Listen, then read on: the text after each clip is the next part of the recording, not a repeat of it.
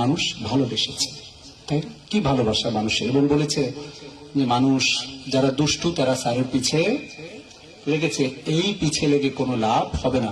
Because কারণ আমি ওই যে নাসিমকে বলেছি যে আমার বাসায় এখনো সব কিন্তু আমি খুলি নাই, সকল বস্তা বেডিং এটা আমি খুলি নাই, এটা আমার 25তম পোস্টিং, আমি কিন্তু ওটা রেখে দিয়েছি সেইভাবে, সবকিছু খুলি নাই, যে চলে যেতেও তো হতে পারে। And I am ready to go, আমি কিন্তু যাওয়ার জন্য প্রস্তুত, যখন বদলি হবে চলে যাব, কোনো সমস্যা নেই। কিন্তু যতটুকু সময়, যতটুকু সেকেন্ড আমি থাকবো, এই সেকেন্ডে আগামীতে যে নির্বাচন এখানে হবে, যদি শেষ একজন মানুষও থাকে সেই মানুষটি আমি। যদি সকল পুলিশ, যদি সকল সেনাবাহিনী সবাই যদি চলেও যায়, আমি এতটুকু পরিমাণ বিচলিত নই যে আমি থেমে যাব। আমি একা হলেও সেদিন আহ্বান জানাবো, যদি কোনো একটা গ্রুপ তারা গিয়ে ভোট দখল করতে যায়, তাহলে আমি অপর গ্রুপকে অন্তত আহ্বান জানাবো যে এবার আপনারা আমার হয়ে রক্ষা করেন ভোট সেন্টার। পারবেন না আপনারা ইনশাল্লাহ?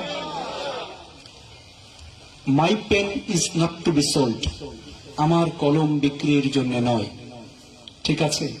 কারণ আমি আমার জনগণের ট্যাক্সের টাকায়, ওই কটা টাকা দিয়েই আমি চলি, এবং ওই টাকার সাথে আর কিছু সম্মানই পাই, মাঝে মাঝে পরীক্ষার সম্মানই বা কোনো সভা সেমিনার মিটিং হয়, টুকটাক কিছু সম্মানী আলহামদুলিল্লাহ সেটা অনেক আসে, ওর মধ্যেই আমি চলি।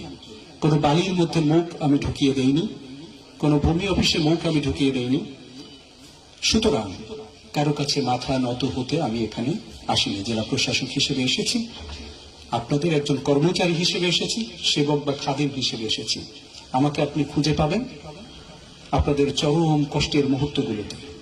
আমার জন্য অনুষ্ঠানের দিন গিফট নিয়ে আসছে কোন একটা অর্গানাইজেশন থেকে, বলছে স্যার আপনার জন্য গিফট নিয়ে আসছে। আমি বলছি কিসের গিফট?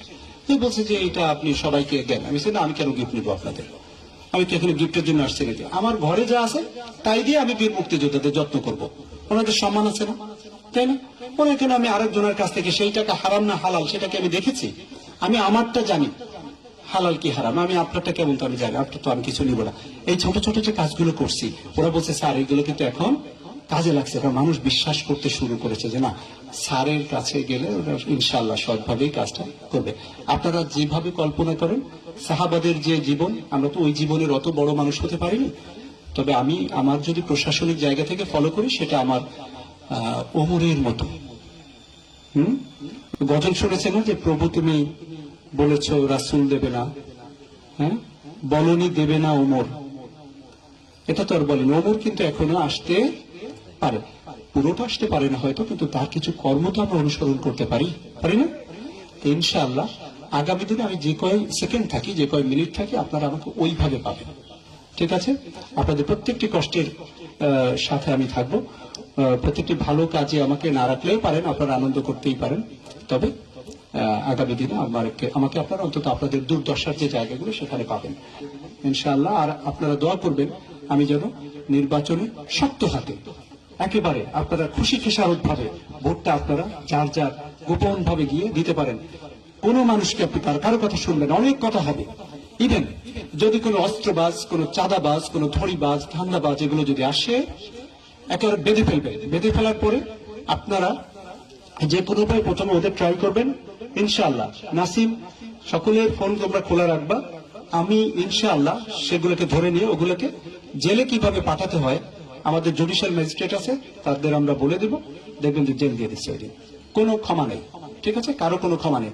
আর আপনারা এতগুলো মানুষ দু একটা চাঁদাবাজের সাথে পারবেন না, সিস্টেমে ঘেরাও করে ফেলবেন, ঠিক আছে? একদম পিটমোড়া দিয়ে, ঠিক আছে না? ইনশাল্লাহ আপনারা এই শক্তি, আপনারা এটা পারলে পুলিশেরও কাজ কমে দেবে। পুলিশ ওই আমি যা বললাম এটা পুলিশও চায় যে আপনারা এগিয়ে আসেন, আর্মিও চায় যে আপনারা এগিয়ে আসেন, আর অস্ত্র আমরা উদ্ধার করে ফেলবো। আমি জানি এই বিষয়ে অনেক কথা হয়, আমরা সর্বশেষ কথাটি হলো যে শেষ আকাশের পরে পাখি কোথায় ওড়ে।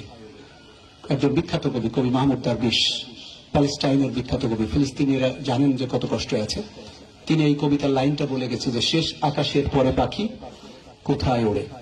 তা আমাদেরও সমাজে করাপশন সবকিছু এমন জায়গায় চলে গেছে, এখানেই আমি শেষ বলতে চাই। তারপরে আমরা যেখানে উড়বো ইনশাআল্লাহ সেই জায়গায় বাকিরা কিন্তু বাকিদের তড়ি মেরে আমরা উড়িয়ে দেবো ইনশাআল্লাহ।